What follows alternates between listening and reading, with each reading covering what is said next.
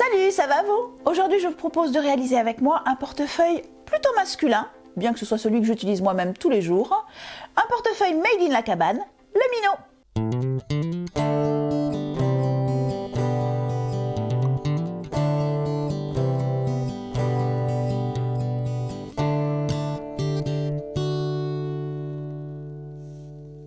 Pour ceux qui ne me connaissent pas, je suis Sophie alias Swing So, je suis couturier tailleur dans la campagne girondine. Et d'ailleurs aujourd'hui je vous accueille avec le gilet et le café, parce que dans la campagne girondine, il fait -3. Pour la petite histoire, ce portefeuille, c'est le barbu lui-même qui l'a dessiné. Il y a, je sais pas, 3 ou 4 ans. Il avait des envies, des besoins hyper précis et il ne trouvait pas ce qu'il voulait. Alors déjà, il voulait un portefeuille qui soit minimaliste, mais qui ferme. Et il voulait pouvoir y mettre 3-4 cartes de crédit, pouvoir y insérer son permis de conduire, le rose, oui, je sais, on n'est pas si jeune que vous pourriez le penser, et mettre quelques piécettes et billets dans la petite poche. Du coup, j'ai patronné et voici le résultat.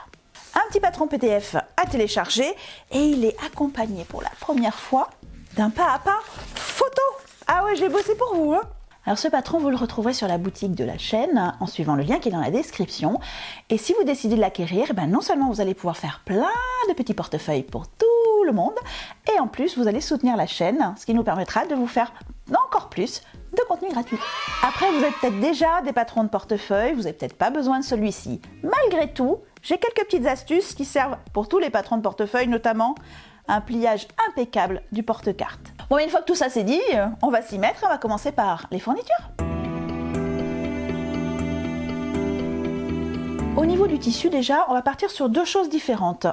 Un tissu pour l'extérieur, très résistant, et un tissu un peu plus fin pour l'intérieur. Pour l'extérieur, moi, je me suis donné le choix entre soit une bâchette de coton bien épaisse, bien résistante, soit tout simplement du simili-cuir. Par contre, faites attention avec le simili-cuir, prenez pas les plus épais que vous trouvez dans le magasin, parce que les machines, des fois, elles ont du mal à passer les épaisseurs. On part sur de la popeline de coton, et on peut donc soit faire tout de la même couleur, ou alors s'amuser à faire des contrastes, des choses assorties, en faisant le porte-carte et le dessous par exemple d'une couleur, ou simplement le porte-carte d'une autre couleur, ou alors en faisant chaque morceau d'une couleur différente si on a envie d'un petit truc un peu harlequin. On fait comme on veut. Pour rigidifier un petit peu l'ensemble et qu'il y ait une bonne tenue dans le temps, on va utiliser un petit peu d'entoilage sur la pièce extérieure et sur le porte-carte. Et là, je vais vous conseiller du H250. Vous inquiétez pas, de toute façon, toutes ces infos sont dans le super pas à pas aux photos que j'ai fait. Et enfin, au niveau des fournitures, on a besoin d'une fermeture éclair qu'on va prendre plus longue que nécessaire, au moins 15 cm de long, et en plastique, absolument en plastique, et des pressions. Alors des pressions justement soit en plastique, des pressions cam comme on appelle ça la plupart du temps, ou alors des pressions à frapper en métal. C'est ce que j'ai choisi moi d'utiliser ici. Les deux marchent.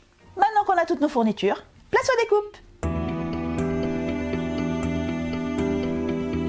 Une fois le patron imprimé, assemblé, découpé, on se retrouve avec 5 pièces qui vont nous permettre de tracer et de découper cet élément. Comme vous le savez, les pièces de patron comportent généralement quelques indications qu'il va nous falloir respecter, notamment le droit fil. Le droit fil, pour rappel, c'est la lisière du tissu parallèlement à laquelle nous allons placer nos pièces pour qu'ils ne se déforment pas ensuite quand on va vouloir les coudre. Pour une fois, sur mes pièces de patron, il n'y a pas une flèche de droit fil, mais il y a carrément 2 flèches en croix. Simplement pour vous dire que finalement le droit fil importe moyennement, c'est-à-dire qu'on va pouvoir poser nos pièces parallèlement ou perpendiculairement à la lisière. Par contre, on est bien d'accord qu'on ne les met pas en biais. Et ensuite, comme indication, vous allez trouver simplement des petites croix ici sur la pièce extérieure qui vont vous indiquer l'emplacement des points, des pressions, des petites pressions qu'on va placer tout à l'heure. Et puis des crans, notamment sur la très longue bande qui va nous servir à faire le porte-carte. Et donc chaque pièce de patron est numérotée, enfin non pas numérotée, et alphabétiquée, ça n'existe pas je sais. Et donc pièce A, B, C, D, E, et à chaque fois je vous indique combien il va falloir d'éléments pour ces pièces et dans quoi on va les découper. On vérifie ensemble qu'on a bien tout. Dans la pièce A, on a un tissu extérieur et un entoilage, oups, qui est là. Dans la pièce B, on a 2 fois le tissu intérieur. Ils peuvent être différents selon votre choix stylistique. Une pièce C, qui va être le devant de la poche zippée.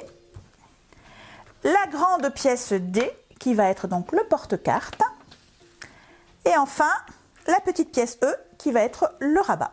Et attention, il y a encore 4 petites pièces à découper dans l'entoilage. Ce sont les petits renforts qui vont venir souligner le porte-carte et faire des choses bien droites. Ce sont des petites bandes de 1,5 cm de large par 11 cm de long. Et pour toute la couture qu'on va faire ensemble aujourd'hui, le point d'assemblage sera de 2,5 mm de long et le point de surpiqûre de 4 mm de long. Et comme il y aura une fermeture éclair, on aura besoin du pied presseur spécial fermeture éclair. Allez, on s'y met? Alors je vous propose de commencer par le plus compliqué, c'est-à-dire le pliage de la pièce D. Un pliage, ça n'a pas l'air compliqué, mais plier du tissu de popeline comme ça pour avoir des résultats bien droits, bien linéaires et bien espacés, finalement c'est pas si facile que ça. On va bien s'assurer que notre patron reste bien sur le tissu sans bouger du tout. Moi j'utilise mes fameuses rondelles que j'ai achetées au magasin de bricolage. Et on va venir cranter très précisément tous les petits crans qui sont ici. Il y en a 8 de chaque côté. Il faut être bien en face. Ça, c'est la première étape. Alors, je vous montre, mais en fait, je l'avais déjà fait. Donc ça, je n'en ai plus besoin pour l'instant. Même, j'en ai plus besoin du tout. Et alors, ça, je vais la mettre dans l'autre sens. Et je l'ai déjà fait aussi. Je vous conseille, si vous êtes débutant, de tracer de cran à cran des lignes bien régulières. Et ça vous permettra de vérifier qu'on est bien perpendiculaire à chaque fois au bord de notre tissu. Les bandes, je les ai carrément fait au stylo parce que souvent je le fais au stylo qui s'efface tout seul à la chaleur. Mais là, on va utiliser le fer justement et j'ai besoin de les conserver, ces bandes. C'est là que vont intervenir nos petites bandelettes d'entoilage thermocollant. On va les positionner à des endroits stratégiques.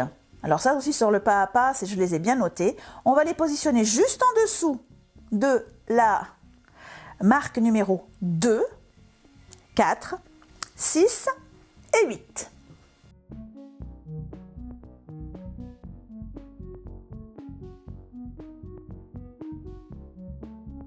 Et maintenant, on va pouvoir procéder au pliage de façon méthodique. On plie sur le 2. Et donc, finalement, c'est beaucoup plus facile de s'aligner avec notre petite bande d'entoilage.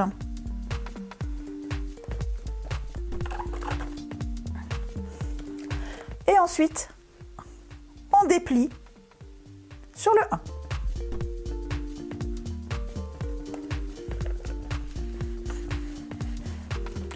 Et on va continuer comme ça, pliage, dépliage, pliage, dépliage. À chaque fois, on commence par la bande thermocollante, donc le 3.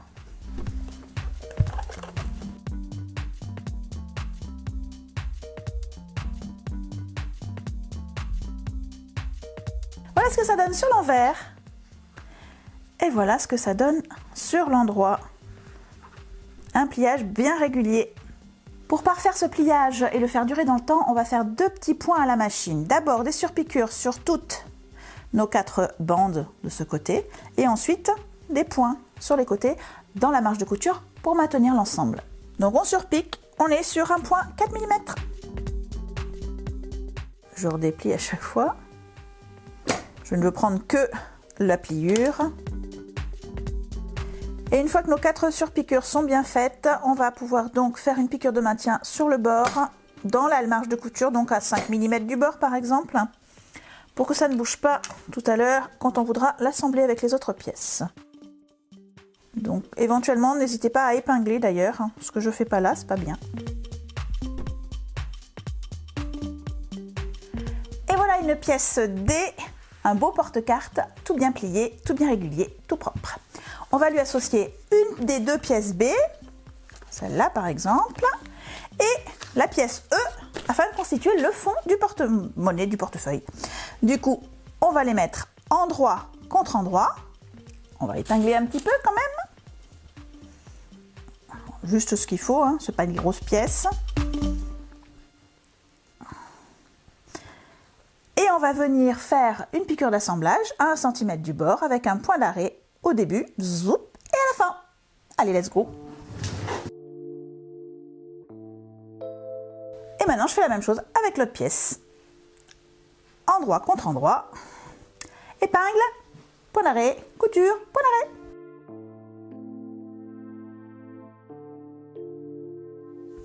On va pouvoir maintenant ouvrir notre assemblage et avec le fer bien repousser tout sur les côtés, enfin les marges de couture et les pièces B et E sur les côtés.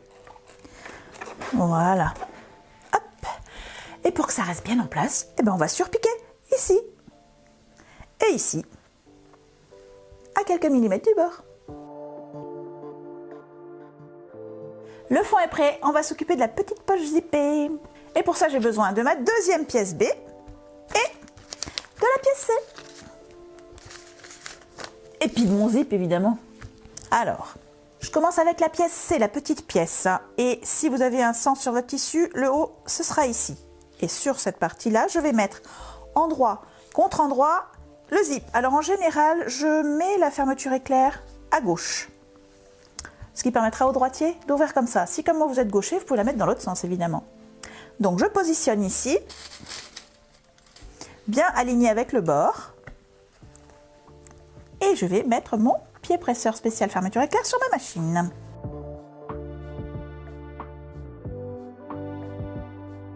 Donc pour rappel, pour vous, la bordure ici va bien se positionner contre la fermeture éclair et votre aiguille va piquer ici.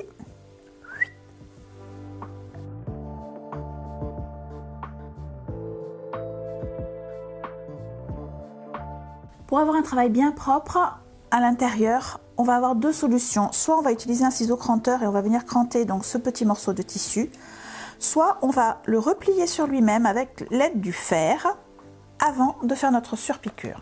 Hop, je vais essayer de ne pas me brûler. Je le replie sur lui-même, en fait je le fais affleurer à la piqûre que je viens de faire. C'est un tout petit bout, c'est un tout petit travail de précision. Sinon les ciseaux cranteurs ça va bien aussi. Voilà. Et maintenant je vais pouvoir donc replier comme ceci. Ça va enfermer, ça va faire une sorte de mini couture rabattue. Technique de couture de vêtements, mais c'est pas grave. Et voilà, donc je repasse bien et je vais venir surpiquer tout en place ici. Et on va venir placer notre ensemble sur la pièce B qui nous reste. Donc comme tout à l'heure, endroit contre endroit, bien au bord. Et là on fait attention à aligner, hein, évidemment nos deux morceaux, on va pas se mettre comme ça. Hein. On se met bien en face. Et c'est parti pour la deuxième piqûre.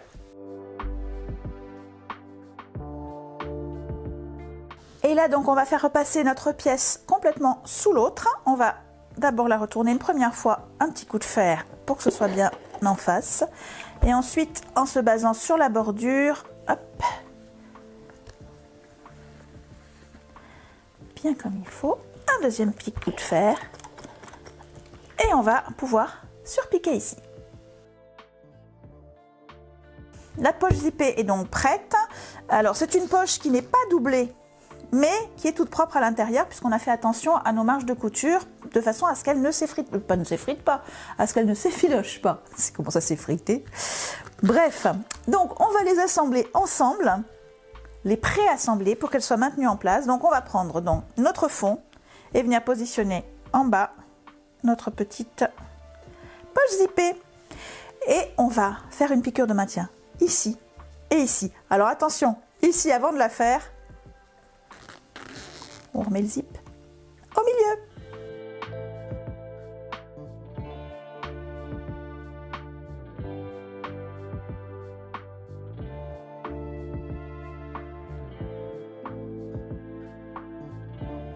Allez, on passe à la préparation du dessus.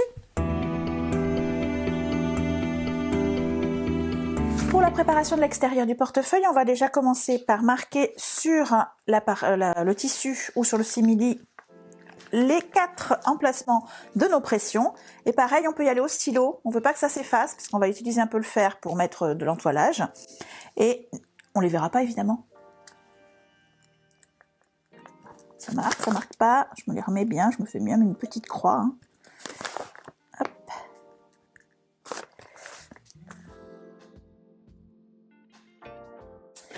Voilà. Et on va commencer par mettre notre entoilage thermocollant sur notre morceau de tissu. Pour rappel, le thermocollant, on le pose en appuyant et en attendant un petit peu, pas en frottant. Si vous avez du simili, peut-être que vous aurez besoin de l'entoiler, peut-être pas, c'est à vous de voir. Hein. Il faut quand même qu'un peu de texture, il faut que ça dure dans le temps, il faut que ça tienne. Voilà, allez, on met les premières pressions. On va mettre les pressions qui seront à l'intérieur. Donc pour moi, c'est des pressions mâles que je mets à l'intérieur.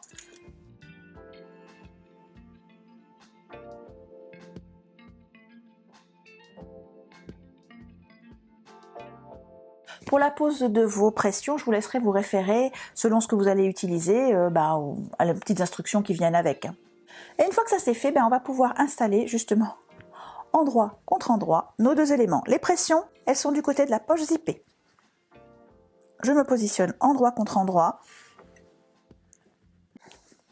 Je vais épingler bien comme il faut. Et je vais tout simplement coudre autour en laissant un espace.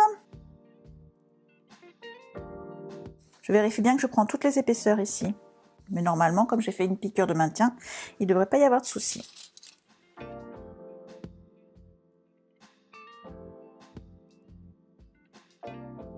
Donc je couds tout autour et je laisse un espace ici pour retourner à l'opposé des pressions. La partie qui sera sur le rabat. Je laisse quand même pas mal de place.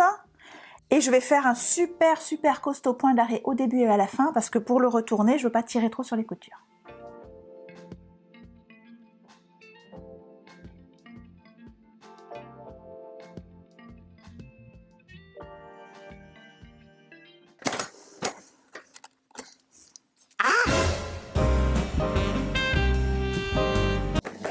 On a pas longtemps à refaire ça ou pas? À refaire quoi? Une canette. Elle est faite. Mais comment ça se fait qu'elle est faite? Parce que j'en ai d'avance. Allez, c'est reparti. Donc je me remets là où j'avais raté et là je refais un point d'arrêt.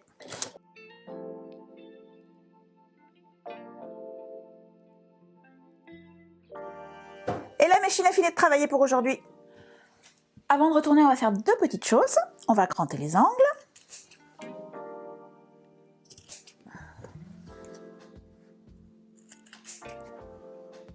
Soyez pas trop gourmand. Et on va donner un petit coup de fer simplement du côté de notre ouverture à l'intérieur là. Voilà, pour avoir une belle ligne droite, ça va nous aider pour finir la couture tout à l'heure. Si vous n'avez pas utilisé du simili-cuir, vous pouvez le faire des deux côtés. Mais déjà d'un côté, c'est pas mal.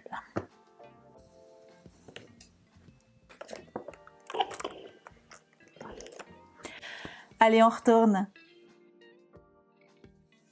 Hop! Un petit coup de fer pour aider quand même. Si la machine a terminé son travail, par contre, il nous reste encore une petite couture à faire. Et celle-là, on va la faire à la main. J'en profite pour vous montrer rapidement un truc pour coudre comme ça, pour les habits également, un petit truc de couturière. Je ne fais pas de nœud à mon fil. Je vais prendre loin dans mon ouvrage et faire sortir mon aiguille vers mon point de départ. Et en gardant du fil à l'intérieur, en gardant un peu trop de fil, je vais faire un nœud ici. Ce qui fait qu'il n'y aura aucun nœud apparent, aucun gros nœud à faire voilà, sur place, là, sur lui-même. Oups, je vous dis ça, je vous dis ce qu'il faut. Ah, c'est la pression qui l'a coincé. Je vous montre un truc et j'y arrive pas. Donc je fais une petite boucle. Hop. Et je repasse dans ma boucle. Et du coup, j'ai fait un nœud sur lui-même, mais qui ne se verra absolument pas. Voilà. Et maintenant, je vais pouvoir coudre mon point d'échelle. Alors, j'étais un peu loin, je me rapproche. Voilà. Allez, c'est parti. Donc, le point d'échelle, c'est je me mets dans la pliure d'un côté, je traverse et je me mets dans la pliure de l'autre côté. C'est très difficile de vous montrer des gros plans comme ça, mais le barbu fait de son mieux et il fait déjà des choses assez formidables de son côté. Et pour terminer ma couture, je fais la même chose qu'au départ. Je vais faire un point sur lui-même et donc pour faire un nœud, hein, tout bêtement. Voilà, avec la petite boucle. On peut en faire un ou deux pour être sûr. Et ensuite, je mets mon aiguille dans mon ouvrage et je ressors bien plus loin. Ce qui fait que je vais couper en tirant un peu les deux petits bouts de fil, celui du départ et celui de la fin. Et hop, on voit rien. Il n'y a pas de petits fils qui traînent, il n'y a pas de petits nœuds qui traînent surtout. Il ne nous reste plus qu'à poser les pressions.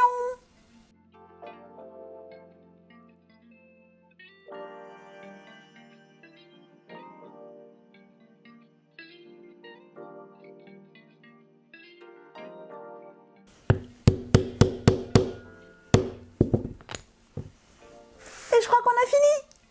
Donc le voilà, notre petit portefeuille Mino, pas trop difficile à faire pour un résultat simple et efficace et qui dure dans le temps. La preuve, ça, c'est le prototype que j'ai fait pour le barbu il y a donc peut-être 3-4 ans.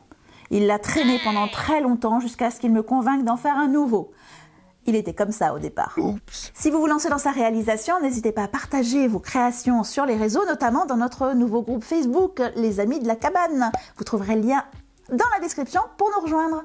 Par contre, si vous voulez nous rejoindre sur le groupe, pensez bien à répondre aux questions et à accepter les règles du groupe. Et avant de se quitter, pour les plus curieux d'entre vous, le mot Mino que j'ai donné à ce portefeuille est le nom d'un fleuve qui se trouve entre l'Espagne et le Portugal sur la frontière.